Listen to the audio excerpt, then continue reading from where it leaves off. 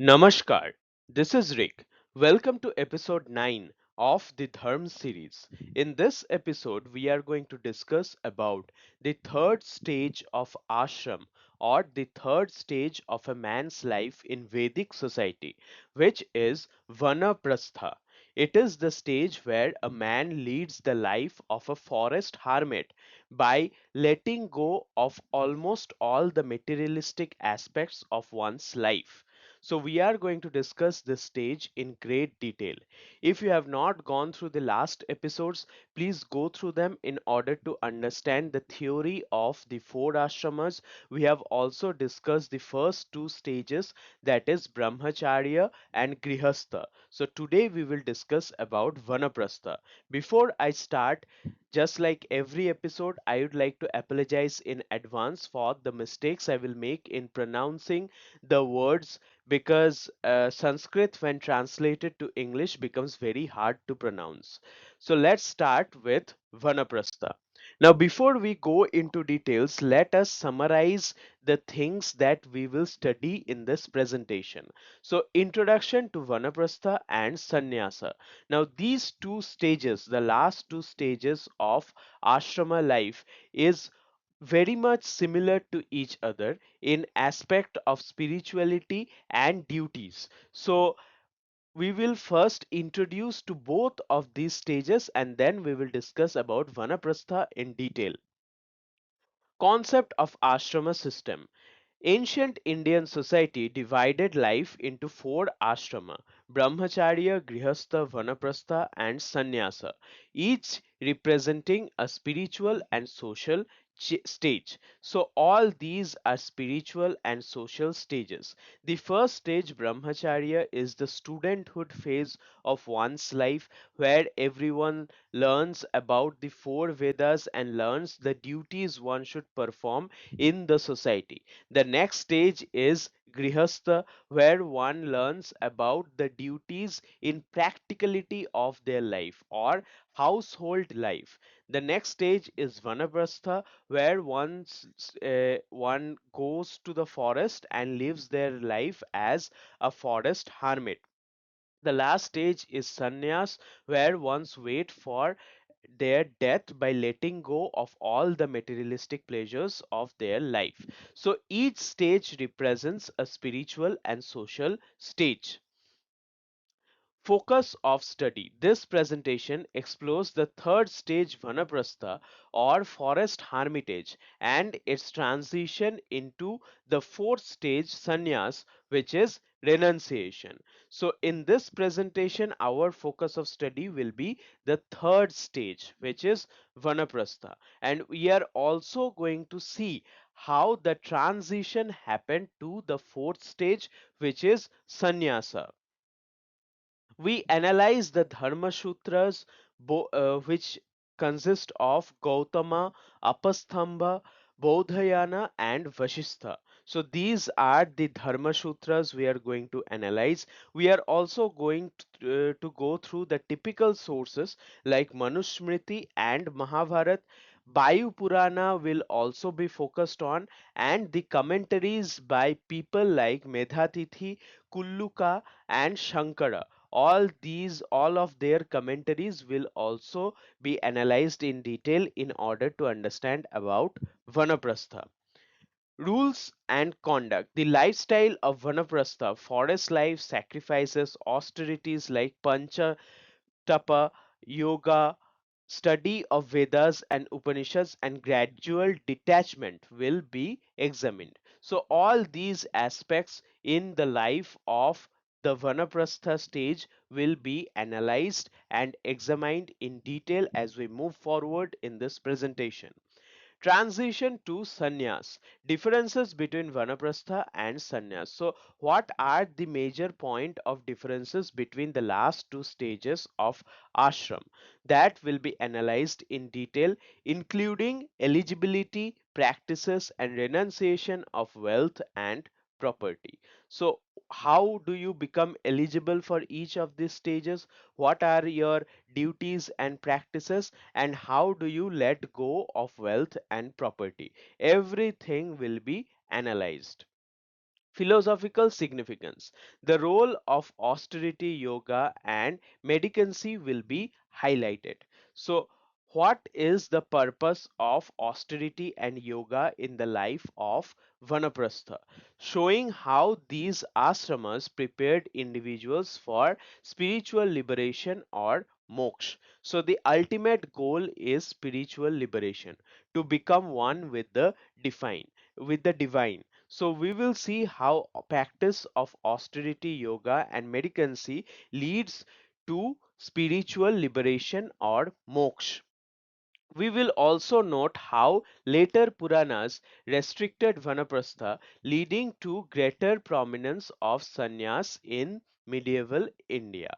So we will see how Puranas restricted the role of Vanaprastha and how that led to sannyasa become prominent in medieval India. So these are the things we will study in detail in this presentation. Vanaprastha, forest hermit stage. So this stage is called as forest hermit stage. Vanaprastha is the third stage in life when a person leaves home and retires to the forest. So after fulfilling all the household duties, a person goes and stays in the forest by leaving their house or by leaving their household duties. So it is also known as Vaikhanasha, referring to ascetics following Vaikhanasha practices. So Vaikhanasha practices are the practices which helps you to lead a peaceful life in the forest. So this stage is also known as Vaikhanasha because it refers to the people who follow the Vaikhanasha practices or practices leading to a peaceful life in forest.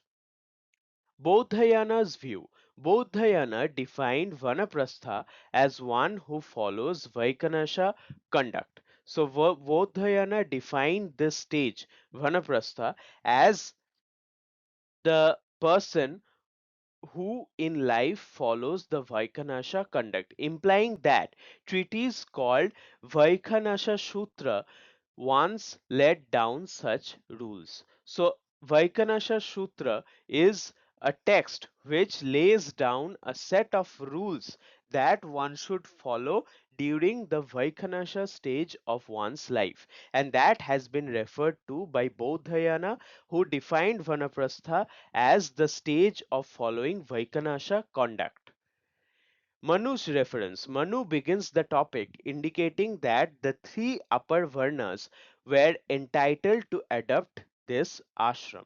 So the three upper varnas could only go through the stage of Vanaprastha. So according to Manu, the fourth caste or the Shudras are not eligible for the life of a Vanaprastha. After describing Vanaprastha, Manu details the rules for the next ashram, Sannyas. So, after describing everything that you need to know about Vanaprastha, Manu goes on to explain the next ashram, which is the last stage, Sannyas, and concludes the chapter stating he described the four ashramas for Brahmanas. So, according to Manu, the four ashramas are only for the Brahmanas. However, up to Vanaprastha, anyone from the upper three castes could follow. Means all the four ashramas were only reserved for Brahmanas. However, the upper three castes can go up to the stage of Vanaprastha. Eligibility debate. Medhatithi concludes that only a Dvija in the first three Varnas had the right to Pravrajya, means religious mendicancy. So only the person who is considered to be twice born, that is Dvija, among the upper three varnas are eligible for the right of Parivrajya, means the life of Vanaprastha. So, according to Medhatithi, he also re-establishes what Manu said, that is, this ashram is reserved only for the first three varnas, and that too one who has gained Dvija in the first three Varnas only for them. So Kulluka agrees, stating that Dvija in the first three Varnas could proceed while Brahman was the central focus. So Kulluka also agrees to this fact that only the Dvija, the person who is twice born in the first three Varnas, could proceed to the stage of Vanaprastha, but his central focus was on the ashrama theory based on the Varna Brahman. Social eligibility and later interpretation. So, how are you socially eligible for the stage of Vanaprastha, and how these scriptures have been interpreted regarding eligibility? Usage of the term. The term Pravajya literally meant religious mendicancy, but usually applied to sannyasin, a member of the fourth ashram. So this term Pravrajya actually meant religious mendicancy, but normally it is applied to a sannyasi, means a person who has let go of all the materialistic aspects of one's life, or a person who is in the fourth stage of ashram. Medhatithi's interpretation. According to his commentary, only Dvija Varnas could adopt Vanaprastha, excluding Shudras. So, according to Medhatithi, only Dvija Varnas, that means the first three Varnas, could adopt Vanaprastha, and Shudras are not included in the stage of Vanaprastha. So, Shudras could proceed only up to the third stage, only up to the second stage.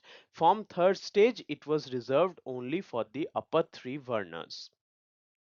Puranic tradition. The Vayu Purāṇa states that Brahman could adopt all four ashramas, a Kshatriya could adopt three, a Vaishya two, and Sudra only one as Grihastha. So this ashram, the second stage, Grihastha, was for everyone. But Brahman could adopt all the four, Kshatriya could adopt only the first three, that is Brahmacharya, Grihastha, and Vanaprastha stage, and Vaishya could adopt only Brahmacharya and Grihastha phase. Shudra could adopt only Grihastha. So Grihastha was common, but other stages of ashram were reserved according to your varnas, and that has been stated in the Vayu Purana, which was made in written form in around AD 600 to 900. Flexibility of roles. While Shudra could only become Grihastha, a Kshatriya could additionally become a Vanaprastha. So Shudra could only become Grihastha. Brahmacharya and Vanaprastha and Sannyas, these three stages were not for Shudras. So Shudras could only become Grihastha, but a Kshatriya could become a Vanaprastha, and a Vaishya could become both Grihastha and Brahmacharin. So a Vaishya could become Grihastha and Brahmacharin, means the studenthood stage and the householder stage both could be applied to the Vaishya caste. However, uh, Kshatriya could become the three castes.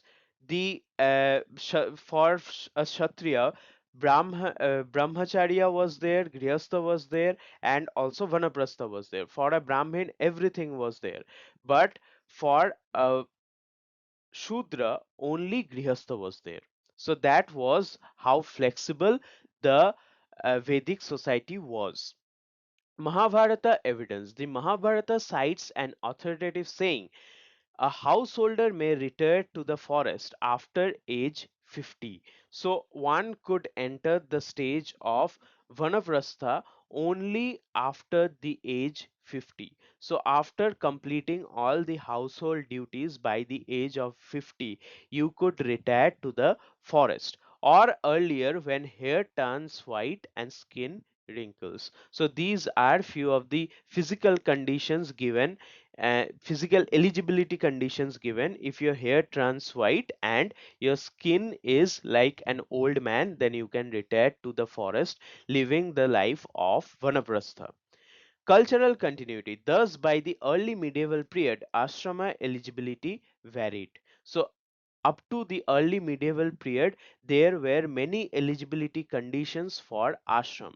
Text emphasized stricter rules for lower varnas but greater access for higher ones. So, stricter rules were there for the lower varnas, but higher varnas, the rules were not that much strict. So, that was the social eligibility and interpretations on how you are eligible for the Vanaprastha stage based on ancient scriptures.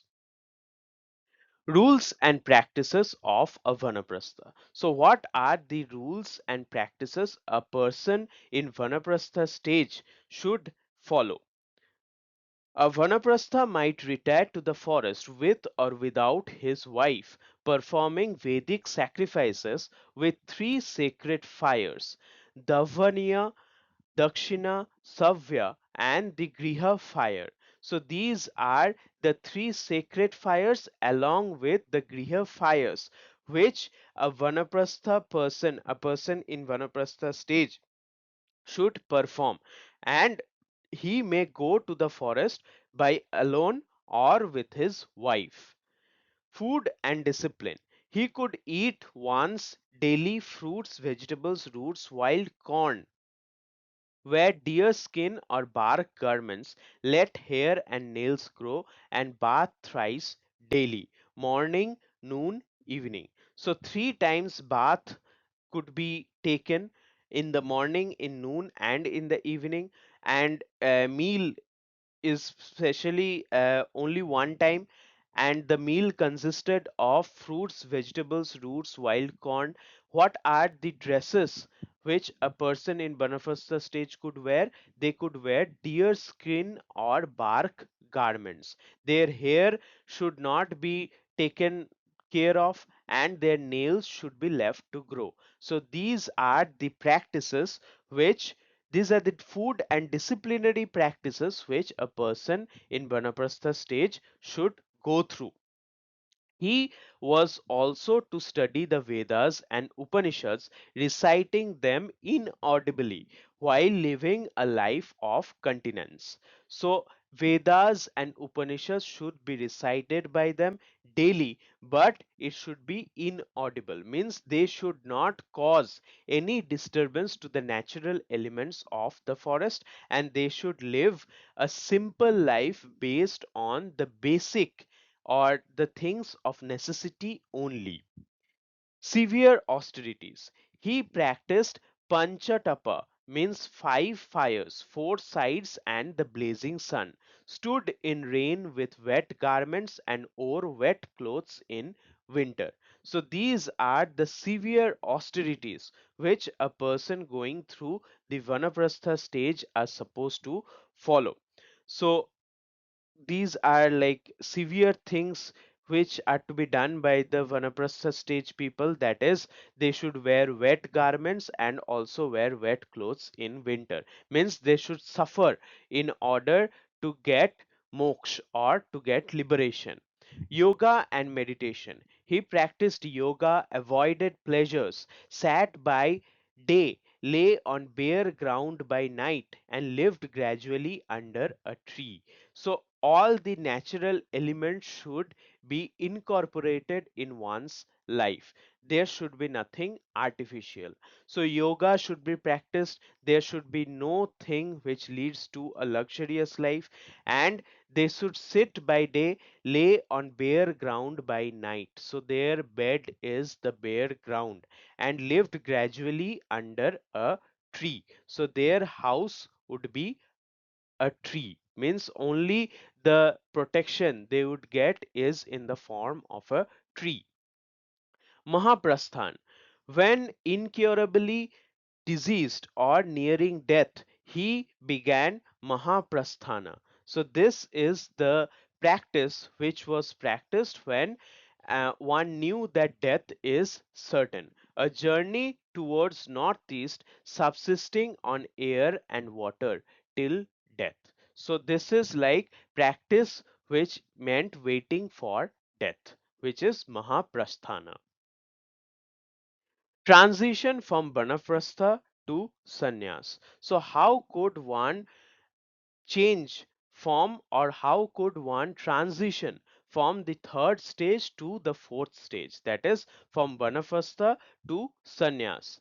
A Vanaprastha could progress to the next ashram sannyas, leaving behind household duties. So a Vanaprastha, after leaving all the household duties, could go and become a sannyas. Differences in stages. What are the differences between Vanaprastha and Sannyasa stage?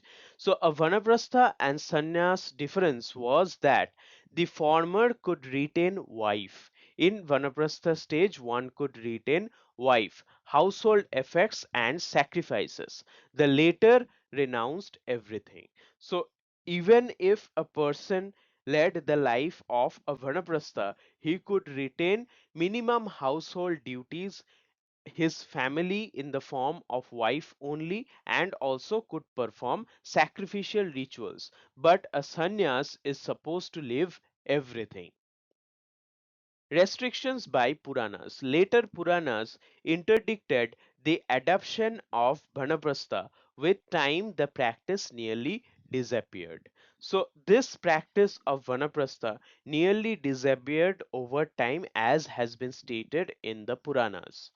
A Vanaprastha could be accompanied by his wife. Unlike a sannyasi, he continued sacrifices forbidden in sannyas. So a Vanaprastha person could go through these sacrifices, could perform sacrificial rituals, but sacrificial rituals are totally forbidden in the sannyasa stage, or the last stage of one's life. Shankar, as Shankar commentary on BRS 3.4.2 explains austerity, tapas, as the hallmark of Vanaprastha. So tapas or austerity is the main characteristic of the Vanaprastha stage, as has been stated by Shankar, denoting mortification, kaya klesha, restraint of senses, indriya samyamadhi, and yogic discipline. So how do you perform austerity? You will have to perform mortification, which is called kaya klesha. The restraint of senses means indriya samyamadhi, and yogic discipline has to be performed, and these are the hallmark duties of a person going through the Vanaprastha stage. Medhatithi interpreted Manu's word yukta as referring to yoga, a link between self-control and higher discipline. So Medhatithi also interpreted the word yukta during Vanaprastha, and yukta meant yoga, which is a link between self-control and higher discipline. So yoga should be viewed as a link between self-control and higher discipline. Cultural role. Vanaprastha was viewed as transition towards complete renunciation. So Vanaprastha was said to be the transition phase from grihastha to sannyas, which is from household duties to complete renunciation, balancing forest austerities with Vedic duties. So that was how Vanaprastha and sannyasa was different from each other, even though both were very similar by nature. Later interpretations and Mahabharata evidence. So later on, how was this stage interpreted, and what are the evidences on Vanaprastha we get from Mahabharata? So Mahabharata reference is there, which states that when a man reaches the fourth part of life, weakened by age or disease, he should renounce Vanaprastha and adopt sannyas. So when a man is weakened by disease or by age, then he should renounce the third stage and proceed to the fourth stage, which is sannyas. Final rites. Before entering sannyas, he performed a rite which is called as Sarva Vedasa Dakshinam, giving away all his wealth as fees. So before entering the sannyasa stage, one should perform a Vedic ritual which is called as Sarva Vedasa Dakshinam, and that meant you should give away all of your material possessions. So giving away of your wealth should be practiced before going to the sannyasa stage. Emphasis on renunciation. Mahabharata stressed that sannyasin had to give up all property, including what a Vanaprastha could retain. So, even though Vanaprastha was a very simplistic stage of one's life, still a person going through the third stage or Vanaprastha stage could retain a few limited materialistic things, but that a sannyasa will have to give up. So, sannyas will have to give up all kinds of materialistic things. While Vanaprastha focused on forest austerity, sannyas emphasized on medicancy, complete renunciation, and inner realization. So, Vanaprastha focused on severe austerities which should be performed in the forest, but sannyas focused on complete renunciation and inner realization. He reinforced that austerity was central to the Vanaprastha stage according to Shankar, but true sannyasa required abandoning rights and wealth. So austerities were for the Vanaprastha stage according to Shankar, but if you are going through the sannyasa phase, then you should abandon all rights and wealth which you had in this world. Decline of Vanaprastha. Over time, as Puranic injunctions forbade Vanaprastha, society increasingly adopted direct transition to sannyas. So, with the passage of time, Puranic evidences suggest that Vanaprastha was not at all supported later. So there were some injunctions made in the Puranas which forbade the third stage, that is Vanaprastha stage, and thus society increasingly adopted direct transition to sannyas, from grihastha to sannyas. The texts collectively show how ashram dharma evolved, with sannyas being the culmination of renunciation in life stages. So that is how philosophical continuity of ashrama was seen. Now we will go through the sources from which we have gained all the information which have been presented in this presentation. You can use these sources for further studies, and also you can check for the verification of the thoughts which I gave here. Dharmasūtras, the Gautama Dharmasutra, Āpastamba, Baudhāyana, and Vasiṣṭha provide early rules and guidelines for Vanaprastha conduct. Manusmriti. Manu offers one of the most detailed treatments of Vanaprastha and Sannyasa, including rules of austerity, pravajya, and four ashramas. Mahābhārata. The Mahabharata supplies evidence for the transition to sannyas, mahāprasthāna, and age-related retirement. Puranic sources. The Vayu Purāṇa describes Varna-based eligibility, showing later interpretations of ashrama duties. Philosophical commentaries. Medhatithi and Kulluka Bhatta provided key commentaries on Manusmriti, debating eligibility for Vanaprastha and Pravrajya. Vedantic exegesis.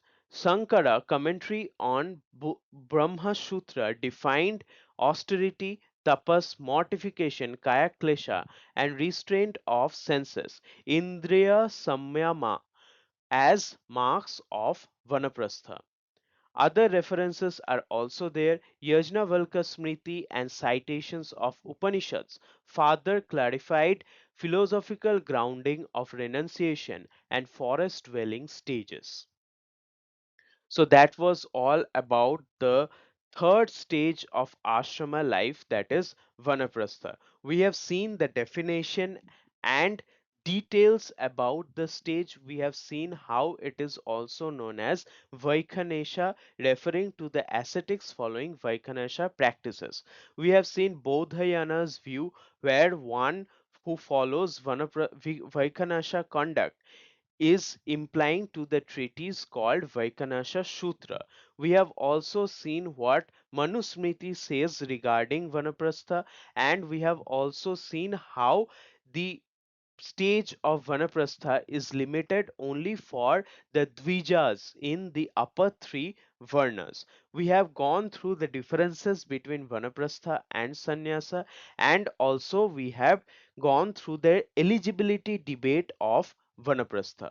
So that was all for today. In our next video, we will discuss about the last stage of ashram, that is sannyas. So stay tuned until then. Thank you for your support. With your patience, we hope to bring brighter contents in future. Thank you so much.